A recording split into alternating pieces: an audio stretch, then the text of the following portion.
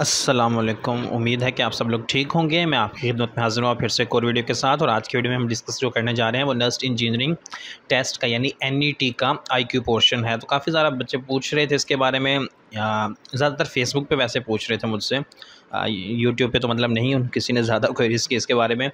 तो फिर मैंने कहा कि डिस्कस कर ही लेते हैं। तो आएँ जी, स्टार्ट करते हैं। वैसे भी काफ़ी टाइम हो गया था वीडियो आए हुए, तो इंशाल्लाह अब दोबारा ट्रैक पे आते हैं। सिस्टम थोड़ा सेट हो गया, लाइट वाला मसला बहुत ज़्यादा बना हुआ है जिसकी वजह से थोड़ा डिले आ रहा है वीडियोस में, लेकिन इंशाल्लाह अब आगे कम होगा ये। सबसे पहले देख लेते हैं वेटेज कि जो IQ पोर्शन है नर्स्ट में, ये आम तौर पे ना एक ऐसा फैक्टर होता है जो लोगों को पोजीशन और पोजीशन से नीचे लेके आता है। यानी IQ पोर्शन एक ऐसा है क्योंकि वो आपकी बुक नॉलेज से अलग होता है, तो ये या आपको टॉप पे ले आता है, ये आपको बॉटम में कर देता है ओवरऑल तौर पे देखा जाए तो। होते सिर्फ 10 MCQs हैं। मेडिकल के लिए, आर्किटेक्चर के लिए और इंजीनियरिंग टेस्ट के लिए सिर्फ 10 MCQs होते हैं, और बिजनेस के पोर्शन में टोटल 40 MCQs होते हैं वैसे। लेकिन इसका इम्पैक्ट बहुत पड़ता है। जैसे कि अगर कोई बच्चा 180 190 स्कोर कर रहा है, 185 स्कोर कर रहा है और उससे IQ पोर्शन बिल्कुल ही नहीं आता, यानी कि उसकी ज़ीरो नॉलेज है, तो अब तुक्के लग गए ठीक है, लग गए ना लगे तो उसके वो 10 मार्क्स चले जाते हैं। यानी कि यही है जिसके अगर उसके बरक्स किसी और बच्चे के 184 183 आ रहे हैं, लेकिन उसे IQ के 10 MCQs कंफर्म आते हैं, तो उसके 193 हो जाएंगे और उसकी वो पोजीशन बन जाएगी। तो यानी कि इसका इम्पैक्ट बहुत पड़ता है। थोड़े MCQs हैं लेकिन बुक से अलग होने की वजह से ये ऊपर नीचे चीज़ों को कर सकते हैं। तो पहले देख लेते हैं कि क्वेश्चंस की टाइप्स कितनी हैं। एक होते हैं कोडिंग, दूसरे हैं डायरेक्शन, तीसरे हैं ओड वन आउट और चौथा है फाइंड द मिसिंग नंबर। ठीक है, ये 4 टाइप्स के क्वेश्चंस जो पूछे जाते हैं। कोडिंग में क्या आ जाता है कि जी कोई एक नाम होता है, जैसे एप्पल है तो उसे को उल्टा सीधे अल्फ़ाबेट्स के साथ वो रिप्लेस कर देता है। अब वो होता है कि उसमें एक ख़ास पैटर्न फॉलो किया जाता है, एक ख़ास सीक्वेंस होता है। जैसे वो कह सकता है कि ए को डी से रिप्लेस कर देता है, तो इसका ये मतलब है कि ए के बाद 2 नंबर्स छोड़ के, 2 अल्फ़ाबेट्स छोड़ के जो तीसरा अल्फ़ाबेट है वो यूज़ हो रहा है। इस तरह का एक सीक्वेंस बन रहा है। या बाज़ दफ़ा बैकवर्ड वे में भी होता है, बाज़ दफ़ा बैकवर्ड और फॉरवर्ड दोनों वेज़ में चल रहा होता है। हम इसके एग्जांपल्स अभी देखेंगे तो आपको थोड़ा अंदाज़ा भी होगा, उससे क्लैरिटी आ जाएगी। उसके बाद डायरेक्शंस, ये काफ़ी मुश्किल पोर्शन होता है। डायरेक्शंस वाला जो पोर्शन है इसे आपने करना ही करना है, ये रफ़ करेंगे तो तब हो सकता है, अदरवाइज़ ये मतलब ऐसे नहीं हो सकता कि आप देखें। हाँ, अगर आपकी मैथमेटिकल स्किल्स बहुत अच्छी हैं, मतलब बेइंतहा अच्छी हैं, जैसे कि मेरी मतलब अल्हम्दुलिल्लाह मेरी अच्छी हैं, ठीक है, तो आप ये बग़ैर पेज पे किए भी कर सकते हैं। ठीक है, उसके बाद ऑड वन आउट वाला जो है ये आपके जनरल नॉलेज पे डिपेंड करता है। अब जनरल नॉलेज पे कैसे कि कुछ ऐसे क्वेश्चंस आ जाएंगे जिसमें कि ऑप्शंस दिए हुए होंगे। 3 ऑप्शंस ना एक दूसरे से किसी न किसी लिहाज से, किसी न किसी एंगल से मिलते जुलते होंगे। चौथा ऑप्शन या 5वां ऑप्शन भी अगर आ जाता है तो वो बिल्कुल डिफरेंट होगा, वो आउट ऑफ द वर्ल्ड होगा। ठीक है, लेकिन इसमें एक और चीज़ भी होती है, इसमें एक लॉजिक होती है ना, वो हर शख्स की अपनी लॉजिक हो सकती है। तो इसके लाजमी नहीं कि एक ही आंसर ठीक हो, बाज़ दफ़ा एक से ज़्यादा ऑप्शन भी ठीक हो सकते हैं। डिपेंड करता है रीजनिंग पे कि आप उसे किस लिहाज से सोच के लिख रहे हैं। ठीक है, वो भी हम एक MCQ जैसा किया हुआ 1-2, जिसमें हम देखेंगे कि 2-2 आंसर भी बन रहे हैं तो वो कैसे बन रहे हैं। उसके बाद आ जाता है 4th पार्ट जो है फाइंड द मिसिंग नंबर। तो मिसिंग नंबर वाला काम है क्या? अब आप लोगों ने जैसे मैथमेटिक्स में पार्ट 1 में चैप्टर नंबर 6 में पढ़े हुए हैं, पैटर्न्स हैं, सीक्वेंस हैं, सीरीज़ जो पढ़ी हुई हैं, उस तरह के कुछ सीक्वेंसेस सीरीज़ आई हुई होती हैं। इसमें आपने उसमें ख़ास पैटर्न ढूंढना होता है, जिसकी मदद से या तो सीरीज़ इंक्रीजिंग ऑर्डर में हो सकती है, या डिक्रीजिंग ऑर्डर में हो सकती है, या नेगेटिव ऑर्डर में हो सकती है, या पॉजिटिव ऑर्डर में हो सकती है, या फ्रैक्शन फॉर्म में हो सकती है, किसी भी तरह की हो सकती है। वो डिपेंड करता है क्वेश्चन के सिनेरियो पे, एग्जामिनर्स के माइंड पे कि वो किस तरह के क्वेश्चंस दे रहा है। लेकिन उसमें आपने मतलब एक आंसर को क्वेश्चन मार्क कर देगा एंड पे। अब इसको पोर्शन को मैंने थोड़ा इस तरह यहाँ पे इस अपनी वीडियो में ऐसे रखा हुआ है कि अगर आप में से कोई आर्मी के लिए, ISSB के लिए अप्लाई करना चाह रहे हैं, या वैसे कोई एनालिटिकल स्किल्स के जो टेस्ट से रिलेटेड होते हैं वो भी कर सके, तो मैंने इस वीडियो में इसके थोड़े से क्वेश्चंस जो है ना वो सिंपल हो जाते हैं, तो मैंने सिंपल को छोड़ के थोड़े फिगर्स वाले भी ऐड कर दिए हैं, ताकि वो जो दूसरे टेस्टों की तैयारी कर रहे हों तो उनका भी फ़ायदा हो सके। ठीक है ना, तो इस तरह के तो नहीं आते होंगे जो मैं आपके साथ शेयर करूँगा, मतलब नस्ट के टेस्ट में इस तरह के सारे नहीं आते, लेकिन बाकी टेस्ट के हवाले से मैंने किया क्योंकि ये बहुत आसान पोर्शन होता है, लेकिन टोटली आपके माइंड पे है, आपने पैटर्न ढूंढना होता है। वो अब आपका माइंड अगर पिक कर लेता है जल्दी चीज़ों को तो जल्दी हो जाता है, वरना बहुत ज़्यादा टाइम भी कंज्यूमिंग ये हो सकता है पोर्शन आपके लिए। तो स्टार्ट करते हैं सबसे पहले कोडिंग के साथ। ठीक है। तो कोडिंग है क्या? सबसे पहले कि नंबर कोडिंग होता है। कोडिंग डिकोडिंग जो है इसमें या तो न्यूमेरिकल कोड दिए जाते हैं, ठीक है, या फिर कोई वर्ड दे दिया जाता है, या कोई अल्फ़ाबेटिकल कोड दे दिए जाते हैं, या फिर कोई सिंबल कोड भी दिए जाते हैं, जैसे कि इसका नाम है सिंबल कोडिंग। अब यहाँ पे एक एग्जांपल दी हुई है, कहता है if earth is coded as 2 3 4 5 6 then how the word heart will be coded as. अब यहाँ पे देखें, ई जो है 2 है, ए जो है 3 है, आर जो है 4 है, टी जो है वो 5 है, और एच जो है वो 6 है। ठीक है भाई, मैंने नीचे लिखा भी हुआ है ये कि 2E के लिए है, 3A के लिए है, 4R के लिए है, 5T के लिए है, 6H के लिए। ठीक है।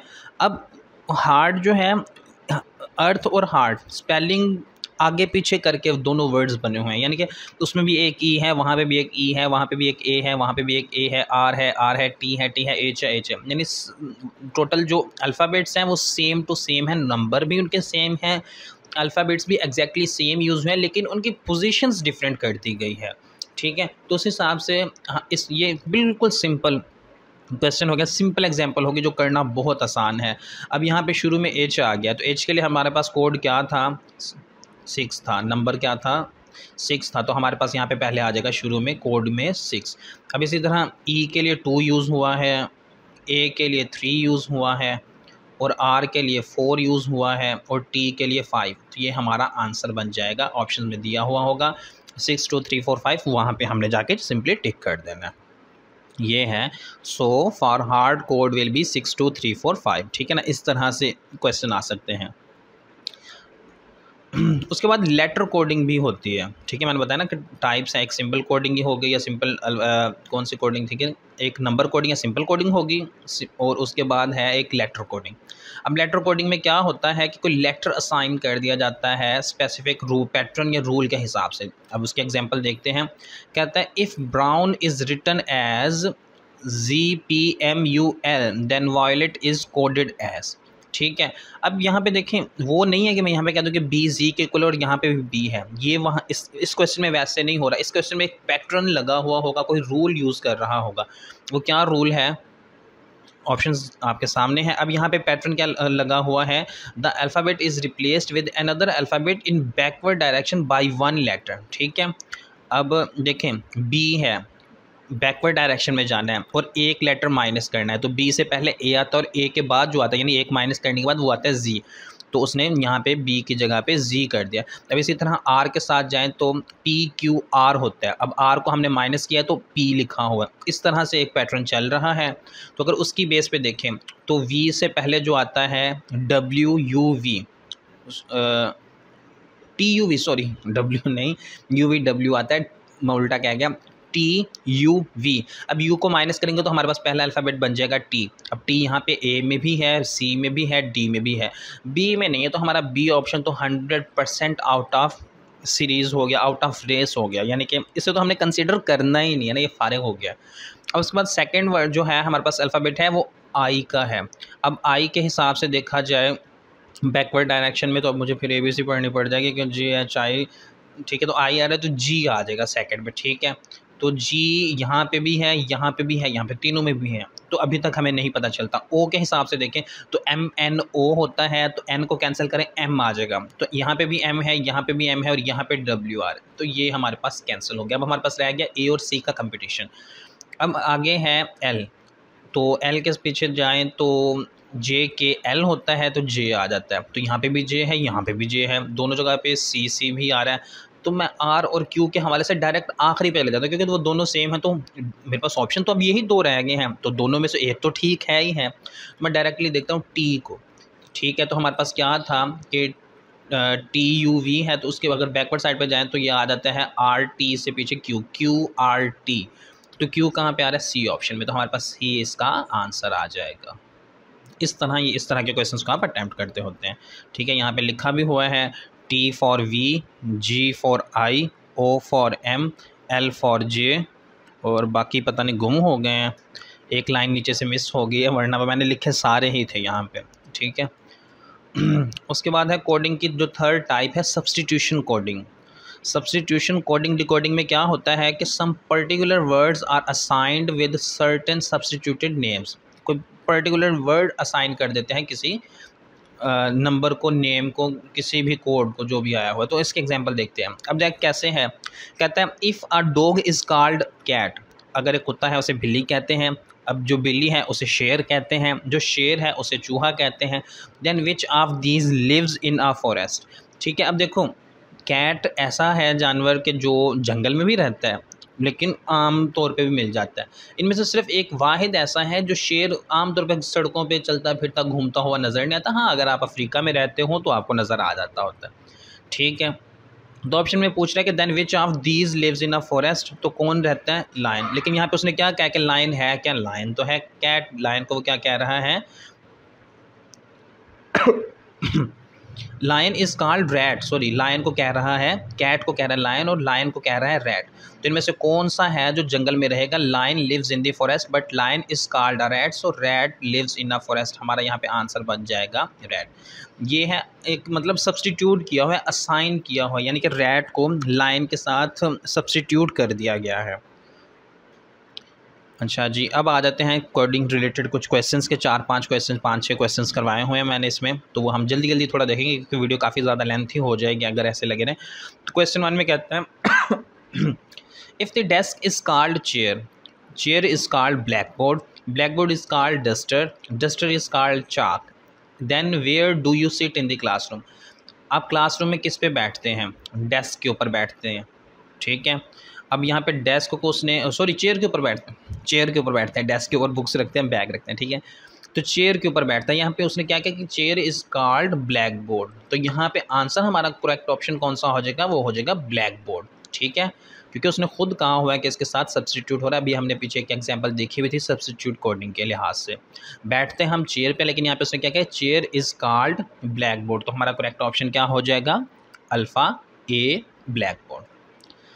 सेकेंड एग्जाम्पल पे आ जाता है, सेकेंड क्वेश्चन पे आ जाते हैं। If cake is called egg, if egg is called coffee, if coffee is called tea, then which is white in colour. अब कलर के लिहाज से वाइट होता है एग, और एग को उसने यहाँ पे क्या कहा हुआ है, कॉफ़ी। तो हमारे पास करेक्ट ऑप्शन क्या हो जाएगा, कॉफ़ी। ठीक है, इस तरह से केक लाजमी नहीं है कि वाइट हो, केक डिफरेंट कलर्स के होते हैं। अंडा अलबत्ता है, वैसे अंडा भी लाजमी नहीं है, लेकिन क्वेश्चन के हिसाब से हम उसे कर लेंगे एज्यूम। जैसे मैंने बताया ना कि क्वेश्चन की कंडीशन से भी डिपेंड करता है। वैसे क्योंकि जो देसी अंडा होता है वो थोड़ा वाइट कलर का नहीं, वो कोई और होता है, जो ब्राउन लाइट ब्राउन सा कलर होता है तो वो डिफरेंट भी होते हैं वैसे। हाँ, ये कर सकते हैं कि उसके अंदर वाला कलर अगर वाइट देखा जाए तो उस हिसाब से हो सकता है। क्वेश्चन 3 है, if January is called March, March is called April and April is called May, then which of the following months will have only 30 days. अब देखें, जनवरी में भी 31 डेज़ होते हैं, मार्च में भी 31 होते हैं, और इसी तरह मई में भी 31 होते हैं। मई अभी मंथ गुजरा, पता ही होगा सबको। तो अप्रैल जो है उसमें 30 डेज़ नहीं होते, लेकिन यहाँ पे उसने क्या कहा है कि अप्रैल को क्या कहा हुआ है, मई का नाम दिया हुआ है। तो हमारे पास जो करेक्ट आंसर बन जाएगा वो मई बन जाएगा। वैसे तो अप्रैल है जिसमें 30 डेज़ नहीं होते, लेकिन यहाँ पे उसने खुद सब्स्टिट्यूट कोडिंग के हिसाब से कह दिया है कि अप्रैल क्या है, मई। हम ज़्यादातर सब्स्टिट्यूट कोडिंग के ही कर रहे हैं क्योंकि जो दूसरे हैं उसमें एक ख़ास पैटर्न है, वो फॉलो करें तो वो हो ही जाते हैं। उससे भी रिलेटेड हैं क्वेश्चंस, ये आगे सामने, टेंशन नहीं लेनी। लेकिन मैं वैसे बता रहा हूँ कि इसके एग्जाम्पल इसलिए ज़्यादा क्या कि ये ज़्यादातर एग्जाम में आ सकते हैं। कहता है if neck is written as 1 2 3 n%। अब सिंबल भी यूज़ किया हुआ है, नंबर्स भी यूज़ किए हुए हैं उसने, और एक सिंबल भी यूज़ कर लिया। Luck is written as +3% and like is written as plus divided division का सिंबल और यहाँ पे परसेंटेज और 2, then nice is written as. अब यहाँ पे आपने सबको, हमें चाहिए क्या, नाइस चाहिए, NICE तो आपने यहाँ पे देखना है n को क्या असाइन किया हुआ है, n को 1 असाइन किया हुआ है। यहाँ पे i के हिसाब से देखना तो i को डिवीजन का साइन असाइन किया हुआ है। अब हमें c का चाहिए तो c को यहाँ से देख लें या लग से देख लें, सेम ही होगा। 3 असाइन किया हुआ है और यहाँ पे भी 3 असाइन ही किया हुआ है। अब हमें चाहिए एंड में e, तो e को यहाँ पे 2 असाइन किया, ऊपर नेक से भी देख सकते हैं तो 2 असाइन किया हुआ। तो हमारे पास सारे नंबर्स आ गए, हमने सिंपल उनको तरतीब देना और हमारे पास इसका आंसर आ जाएगा। ये मैंने नीचे भी लिखा हुआ है कि कौन सा किसके लिए साइन है। तो हमारे पास जो करेक्ट ऑप्शन बन रहा है वो 1, जैसे कि यहाँ पे हमने देखा था 1 आ रहा है, उसके बाद डिवाइड का साइन है, फिर 3 और 2 आ रहा है। तो यहाँ पे करेक्ट ऑप्शन कौन सा बन रहा है? बी ऑप्शन बन रहा है। ठीक है,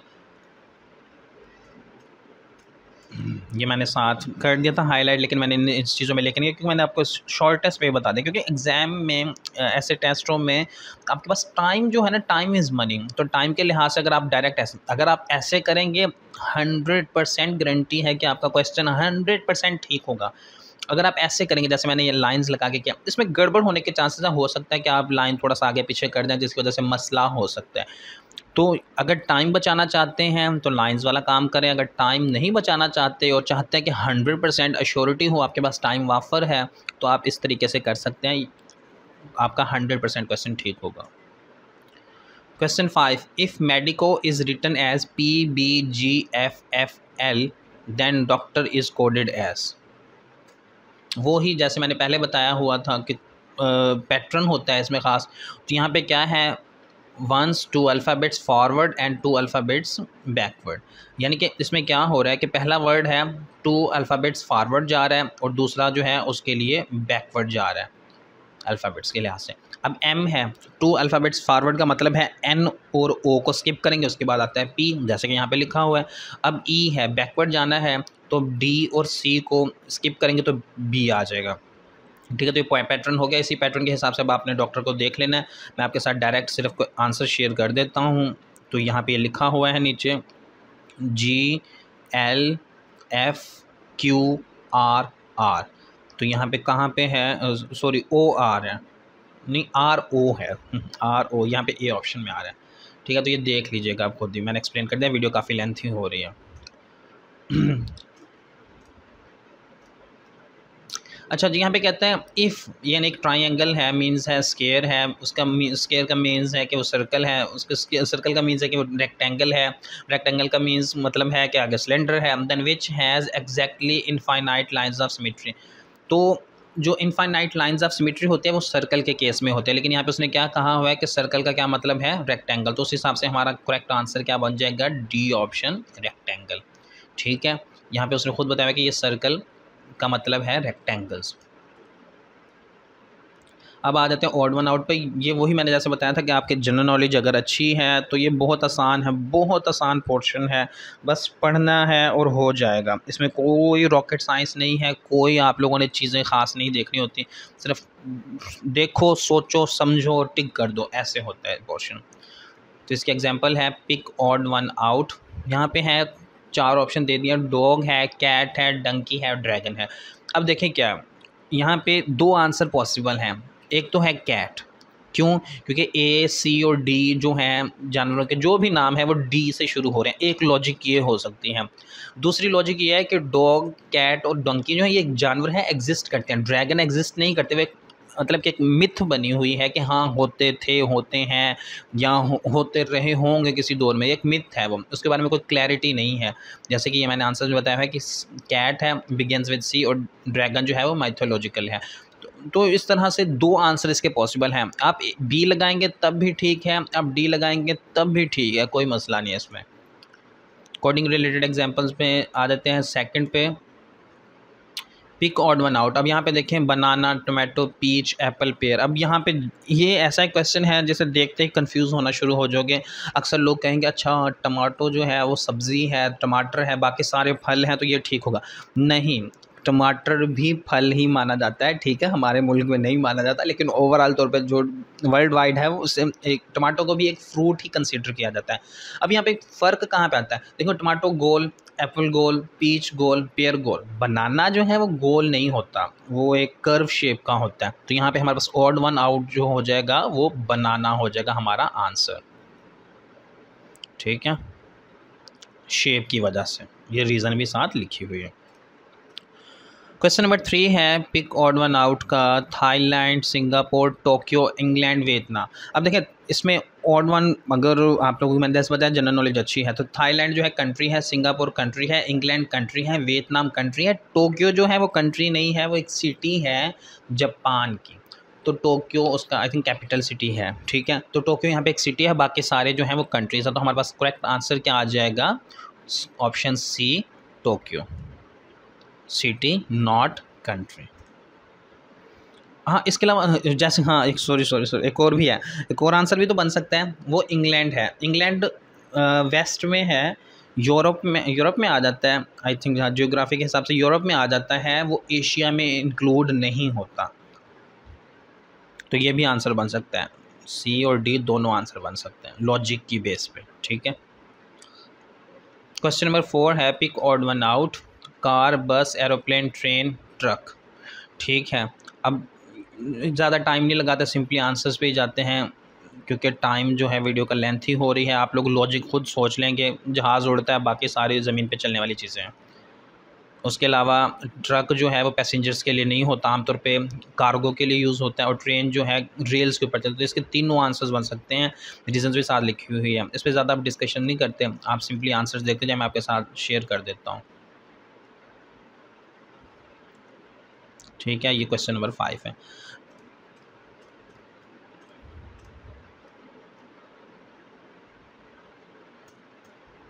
अब आ जाता है डायरेक्शंस पे। डायरेक्शंस डिफ़िकल्ट पार्ट, जैसे कि मैंने पहले भी बताया कि डिफ़िकल्ट पार्ट है, थोड़ा सा इस पे आपको ना काम करना पड़ेगा, मेहनत करनी पड़ेगी। ये कैसा पार्ट है, अगर आपके स्किल्स अच्छी हैं, मैथ अच्छी है, तो आप बगैर भी इस पर टाइम लगाए कर सकते हैं। अच्छा जी, क्वेश्चन है नायला मूव्ड 5 किलोमीटर नॉर्थ। तो आपको सबसे पहले जनरली ना इस क्वेश्चन पे हर जगह पे ना आपको ये तो बनाना ही पड़ेगा। तो ये नॉर्थ, साउथ, ईस्ट और ये आ गया है वेस्ट, ठीक है। इसका मैं सिर्फ एक दो क्वेश्चंस जो हैं वो डिटेल में कराऊंगा, बाकी आप लोग देख लीजिएगा, क्योंकि वीडियो लेंथी हो रही है, मैं लेंथी नहीं करना चाह रहा। कहता है नायला मूव्ड 5 किलोमीटर नॉर्थ। अब नॉर्थ की तरफ जा रही है वो 5 किलोमीटर, ठीक है। अब मैं 5 को इसलिए साथ रखना चाह रहा हूँ, बाज़ दफ़ा वो डिस्टेंस पूछ सकता है, बाज़ दफ़ा वो डिस्प्लेसमेंट पूछ सकता है, बाज़ दफ़ा वो पोजीशन पूछ सकता है, बाज़ दफ़ा वो सिर्फ डायरेक्शन पूछ सकता है। यानी कि इस एक क्वेश्चन के लिहाज से वो बहुत सारी चीज़ें पूछ सकता है। अभी मैंने क्वेश्चन तो पूरा पढ़ा ही नहीं है, तो मैं इसलिए मैं लिख रहा हूँ उसके हिसाब से। अगर मैं क्वेश्चन पहले पढ़ लूँ तो फिर मुझे ये लिखने की ज़रूरत नहीं पड़ेगी, ठीक है। तो मूव्ड नॉर्थ में पहुंच गया। अब नायला यहाँ पे खड़ी हुई है, ठीक है, इस पोजीशन पे कहीं पे आके खड़ी हुई है। अब इस पोजीशन के लिहाज से ये उसका राइट है और ये साइड उसका लेफ़्ट है। अब क्या कहता है, turn right and moved 4 kilometre. अब वो इस साइड पे 4 किलोमीटर चलना शुरू हो गई है, ठीक है, राइट की तरफ गई है। अब इस पॉइंट पे वो खड़ी हुई है इस वक्त, ठीक है। ये उसका लेफ़्ट साइड हो जाएगी और ये उसकी राइट साइड हो जाएगी। ये सारी चीज़ें आपको खुद ही देखनी पड़ेंगी। आप एक जो पर्सन का फेस होगा उसकी बेसिस पे आपको लेफ़्ट राइट वाला कॉन्सेप्ट खुद देखना पड़ेगा। Again turn right and moved 5 kilometre. अब कहता है दोबारा राइट गई है, यानी कि दोबारा राइट गई है, यहाँ पे इस वक्त पहुँच चुकी है, 5 किलोमीटर ही है। यानी कि अब ओवरऑल उसका डिस्टेंस देखा तो यहाँ से अब यहाँ पे ही पहुँची है, यानी कि यहाँ से यहाँ पे घूम फिर के वही है।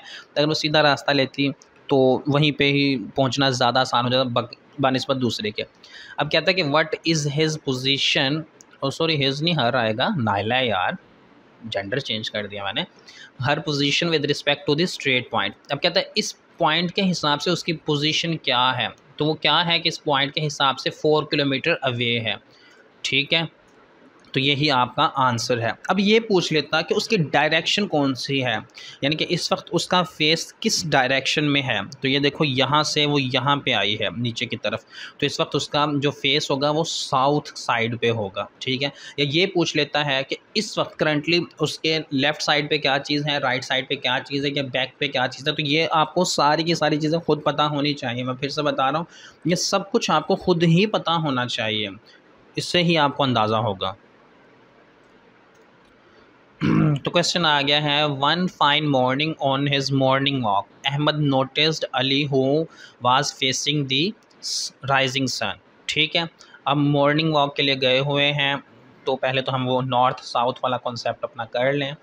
नॉर्थ, साउथ, वेस्ट और ये आ गया ईस्ट। वैसे मैं आप लोगों को बता दूं कि मैंने टैबलेट ले लिया है, लेकिन वो मुझे थोड़ा यूज़ करने में मसला आ रहा है, तो मैं उसकी प्रैक्टिस कर रहा हूँ। उम्मीद करता हूँ कि जो लाइव डिस्कशन होगी हमारी ई कैट की, उसमें वो यूज़ कर सकूँगा, लेकिन उसमें मेहनत अभी ज़्यादा ज़्यादा लग रही है और मसला आ रहा है, तो इस वजह से मैं यूज़ आज की वीडियो में नहीं कर रहा। प्रैक्टिस कर रहा हूँ मैं उसकी डेली बेसिस पे थोड़ी थोड़ी, लेकिन अभी भी थोड़ा मेहनत है, टाइम लग रहा है। टेक्नोलॉजी से मैं फेमिलियर नहीं हूँ ना ज़्यादा, मैं ओल्ड जनरेशन से। Ahmed noticed Ali who was facing the rising sun. Ali अब हु वाज फेसिंग यानी कि अली का इस वक्त राइजिंग सन की तरफ है, तो सन कहाँ से राइज होता है? ईस्ट की तरफ। इस वक्त अली का जो फेस है वो इस तरफ है, ठीक है।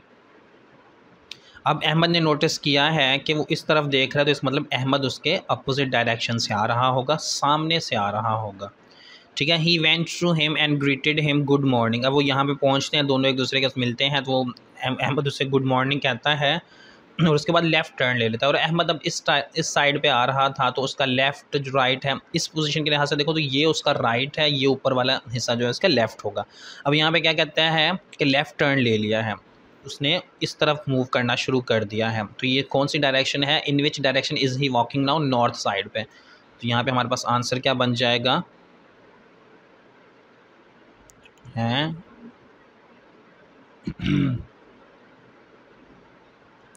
वेट, इस साइड पे जा रहा है, यानी कि वेस्ट साइड पे जा रहा है, तो उस हिसाब से उसका जो लेफ़्ट है नीचे ही बनेगा और राइट जो है ऊपर बनेगा, अगर उस हिसाब से देखा जाए। अच्छा एक मिनट, हाँ, he went to him greeted him good morning and took a left turn, सिर्फ एक लेफ़्ट ले रहा है। एंड आंसर में है Ahmed was facing east and thus we can say that Ali was running in west direction and after taking a left turn he will start moving in south direction.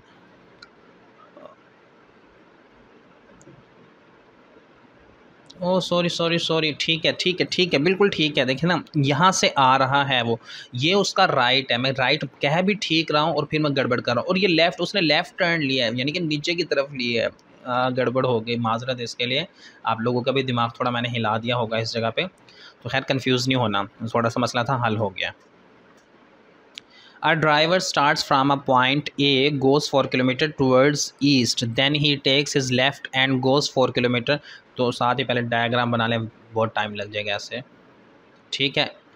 A driver starts from a point A, ये उसका point A हो गया, और जाता कहाँ है? East की तरफ जा रहा है, इस तरफ वो जा रहा है 4 किलोमीटर, यानी कि यहाँ पे कहीं पे पहुँच चुका होगा अभी वो 4 किलोमीटर, ठीक है। उसके बाद कहता है देन ही टेक्स लेफ़्ट, अब इस साइड पे जा रहा है, तो उस हिसाब से ये उसका नीचे वाला हिस्सा जो है राइट है और ऊपर वाला लेफ़्ट है। यहाँ पे कहता है क्या है कि he takes a left and goes 4 kilometre, तो लेफ़्ट जाएगा, तो यहाँ पे चलो समझ लो कि वो चला गया है 4 किलोमीटर। अब इस जगह पे पहुँच गया है, इस वक्त उसके करंटली ये राइट पोर्शन है, ये राइट है और ये लेफ़्ट है। अब यहाँ पे कहता है at last he takes his right and goes 3 kilometre, अब यहाँ पे वो राइट में जाता है 3 kilometre and reached point B, ठीक है। यहाँ पे कहीं पे पहुँचा है और उसका ये पॉइंट बी है। अब कहता है कि ए के हिसाब से उसके बताओ कि पोजीशन है क्या, ठीक है। ये एक लिहाज से हमें पूछ रहा है कि उसकी ये पोजीशन जो है ए से कितनी दूर है, तो डायरेक्शन पूछ रहा है, वैल्यू नहीं पूछ रहा। अगर वैल्यू पूछनी हो तो आपको सिंपली इसकी वैल्यू फाइंड करनी पड़ेगी। इसकी वैल्यू कैसे फाइंड होगी?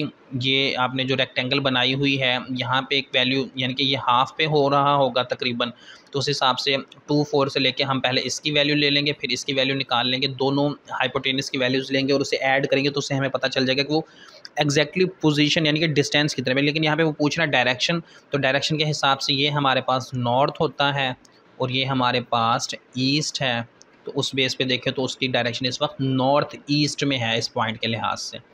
तो ऑप्शन है हमारे पास सी, नॉर्थ ईस्ट, ठीक है। बाकी अब क्वेश्चंस मैं ऐसे सिर्फ पास करवाता हूँ यार, टाइम बहुत ज़्यादा लग रहा है, वीडियो लेंथी हो गई है। आमतौर पर मेरी कोई भी वीडियो 30-40 मिनट्स में नहीं जाती, लेकिन ये जा रही है, तो ये सिंपली आप क्वेश्चंस प्रैक्टिस करिएगा। अगर कोई कन्फ्यूजन आती है, कोई मसला आता है, तो आप लोग पूछ लीजिएगा। क्वेश्चन नंबर 4 आ गया डायरेक्शन रिलेटेड, और ये क्वेश्चन नंबर 5 आ गया। यहाँ पे पॉज कर सकते हैं आप लोग खुद, मैं जल्दी जल्दी सिर्फ स्किप कर रहा हूँ। अब आ गया मिसिंग नंबर पे, तो वो मिसिंग नंबर मैंने बताया कि जो मैंने यूज़ की हुई है, मैं सिर्फ हल्का फुल्का उन्हें टच दे देता हूँ। क्या था? Find the number which replaces the question mark 1 2 3 5 18 13, ठीक है। तो यहाँ पे क्वेश्चन मार्क पे कहता है क्या आएगा, कौन सा नंबर आएगा। अब है क्या, previous two numbers makes a new next number. 1+2 से 3 बन रहा है, 3+2 से 5 बन रहा है, 5+8 से 13 बन रहा है और 13+8 से हमारा नेक्स्ट नंबर बन जाएगा जो कि आ जाएगा 21। अब ये क्वेश्चन है, मैंने बता दूं पहले ये वाले नस्ट में नहीं पूछे जाते, लेकिन मैंने इसमें इंक्लूड कर दिए हैं बाकी टेस्ट के लिहाज से कि अगर किसी टेस्ट में ये पूछे जाते हों। तो यहाँ पे देखें कहता है कि 6, 7, 2, 17 है, 3, 8, 2, यहाँ पे क्वेश्चन मार्क दे दे कि यहाँ पे कौन सा नंबर आएगा। तो यहाँ पे देखें ना, अब ऐसा क्वेश्चन है कि कंफ्यूज कर रहा होगा। आप 6 को 2 से मल्टीप्लाई करेंगे, 7 ऐड कर रहे होंगे, 6 को 7 से मल्टीप्लाई करेंगे 2, ये करते रहेंगे, लेकिन ये नहीं हो रहा होगा। तो बाज़ दफ़ा स्ट्रेट पैटर्न्स नहीं होते, डिफरेंट पैटर्न्स होते हैं, डिफरेंट एंगल्स होते हैं। अब वो क्या है, यहाँ पे है इन तीनों नंबर्स को ऐड करेंगे तो हमारे पास आ जाएगा हमारा ये पहला नंबर, ठीक है। इसी तरह अगर हम इन तीनों नंबर्स को ऐड करेंगे तो हमारे पास आ जाएगा हमारा दूसरा नंबर। अब बच क्या गया, ये अगर हम इन तीनों नंबर्स को ऐड करेंगे तो हमारे पास ये आ जाएगा हमारा तीसरा नंबर जो कि बन रहा है 6। तो यहाँ पे कुछ इस तरह का पैटर्न यूज़ कर रहा है, इस तरह का रूल ऑफ थंब यूज़ कर रहा है। उसके बाद है क्वेश्चन नंबर 3, 26, 34, 41, 46, 56 और क्वेश्चन मार्क दे दिया। तो यहाँ पे भी क्या हो रहा है, 26+2+6 हुआ क्या है। 26+2 पहले ये बता दूं मैं कि यहाँ पे जो एक नंबर था उसने उस नंबर को और फिर उसके डिजिट्स को सेपरेट करके ऐड किया हुआ है। इसी तरह अगर मैं ये करके देखूँ 3+4 7 आ जाएगा और 7+34 जो होता है 41 होता है। इसी तरह मैं यहाँ पे देख लूँ 41+4+1 46 होता है और इसी तरह 56 को अब देख लेते हैं डायरेक्ट ही। तो 56+5+6 तो इसमें 11 ऐड करेंगे तकरीबन, तो 67 हमारे पास आंसर बन जाएगा इसका, जो कि ये मिसिंग नंबर है हमारा, ठीक है। फाइंड द मिसिंग नंबर, ठीक है। अब ये तो बहुत सिंपल सा क्वेश्चन, मैंने सिर्फ एक खाना पूरी के लिए ऐड कर दिए थे। ये क्वेश्चन नंबर 4 और 5 ये बिल्कुल सिंपल सा क्वेश्चंस है। आप लोगों ने इस तरह के रेशियो प्रोपोर्शन में कॉन्सेप्ट भी पढ़े होंगे। अब ये एक्स है तो सिंपली आउटर्स को आउटर से मल्टीप्लाई करके इनर को इनर से भी कर सकते हैं, ये भी पैटर्न चल सकता है। या आप ये देख लें कि रूल कैसा चल रहा है। यहाँ पर मैं कह देता हूँ कि कोई भी है, मुझे नहीं पता। अभी यहाँ पर जो है इसे मैं 3 स्क्वायर लिख सकता हूँ, यहाँ पर 3 क्यूब लिख सकता हूँ और यहाँ पे 3 की पावर 4 लिख सकता हूँ। तो इससे मुझे पता चलता है कि 3 की पावर बढ़ रही है, तो यहाँ पे क्या देगा सिंपली 3 की पावर 1। इससे भी मुझे आंसर मिल सकता है, या मैंने दूसरा भी आपको मेथड बता दें। तो 2-3 मेथड लग सकते हैं, जैसे मर्जी कर दें, या फिर इसको इससे डिवाइड करें या इसको इससे डिवाइड करके भी आप देख सकते हैं। तो जैसे मर्जी कर लें हो जाएगा। क्वेश्चन नंबर 5 है, इसी तरह का दोबारा आ गया है। तो आउटर को आउटर से मल्टीप्लाई करके इनर को इनर से मल्टीप्लाई करके एक्सट्रीम्स और मीन्स वाला जो कॉन्सेप्ट है वो भी लगा के आप क्वेश्चन को सोल्व कर सकते हैं, ठीक है। तो उम्मीद करता हूँ कि आपको ये वीडियो अच्छी लगी होगी। काफ़ी ज़्यादा लेंथी हो गई है, ना चाहते हुए भी काफ़ी ज़्यादा लेंथी हो गई है। और अगर ये वीडियो अच्छी लगी है तो इस वीडियो को लाइक करें और अपने दोस्तों के साथ शेयर करें और चैनल को सब्सक्राइब कर लें, ताकि फ्यूचर में आने वाली फ्यूचर में आने वाली जो वीडियोज़ है उससे मुस्तफ़ीद होते रहें। और ये प्रिपरेशन सेशन के हवाले से फिर से एक दफ़ा से हल्का फुल्का सा सिर्फ टच दे दूं कि अभी तक रिस्पांस आ रहा है, लेकिन 100% कन्फर्मेशन नहीं हो रही।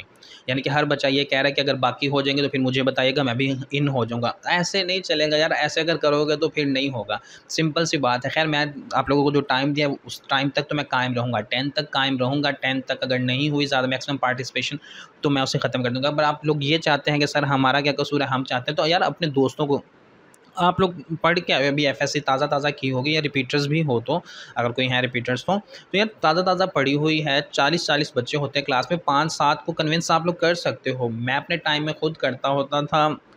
मैंने बाद में तो उन्हें वॉलंटियर्स के तौर पे भी किया, तो आप कन्विंस तो कर ही सकते हो। उन्हें कहो कि यार ऐसे मिल रहे हैं, अगर आप लोगों का दिल करे तो आप लोग भी ज्वाइन कर लो। मुझे याद है कि जब मैंने 2020 बैच में, कोरोना बैच में प्रिपरेशन करवाई थी, उन दिनों में मुझे सिर्फ एक स्टूडेंट मिली थी, फीमेल स्टूडेंट। उस एक फ़ीमेल स्टूडेंट ने कहा था सर मेरी ज़िम्मेदारी होगी, मैं खुद 20 बच्चे पूरे करूँगी। उसने अपनी ही क्लास फेलोज़ को ला के 20 बच्चों से छोड़ के उसने 30 बच्चों पे ले गई थी। एक सिंगल स्टूडेंट ने वो किया था। अब आप लोग तो यहाँ पे इंडिविजुअल्स हैं ही नहीं, क्योंकि मुझे उसने सिर्फ उस वक्त एक ने कॉन्टैक्ट किया था और उस एक ने 20 बच्चों को 30 बच्चों को कन्विंस कर लिया था। बाकी अब आप लोग इंडिविजुअल्स हैं, आप लोग खुद भी कोशिश करें ना, 1-1 2-2 अपने दोस्तों को पूछें, बात करें उनसे, इल्म बांटो। ये ना सोचना कि अगर हम दोस्त को कह देंगे वो फ़ायदा उठा लेगा, उसके नंबर ज़्यादा आ जाएंगे, नुकसान। अगर ये माइंडसेट है तो आप लोग कभी कामयाब हो ही नहीं सकते। मेरी कैट के दिनों में जो दुआ होती थी, मैं आपको सिंपल बता देता हूँ। मैं कहता था कि या अल्लाह मैं तो कामयाब हुई हूँ, हर वो बच्चा कामयाब हो जिसने मेहनत की है, जिसने ज़्यादा मेहनत की है, जो मतलब कि कोशिश कर रहे हैं, या अल्लाह उन्हें भी कामयाबी अता फरमा। मैं ये नहीं कहता कि या अल्लाह मैं सिर्फ पास हो जाऊँ, बाकी सारे फेल भाड़ में जाए, मुझे कोई परवाह नहीं है। ऐसे नहीं होता, ऐसे नहीं चलता। अगर आप दूसरों के लिए दुआ करोगे तो हो सकता है कि आपकी अपने लिए भी दुआ कबूल हो जाए। तो हो सके तो दोस्तों के साथ शेयर करो। अल्लाह हाफिज़।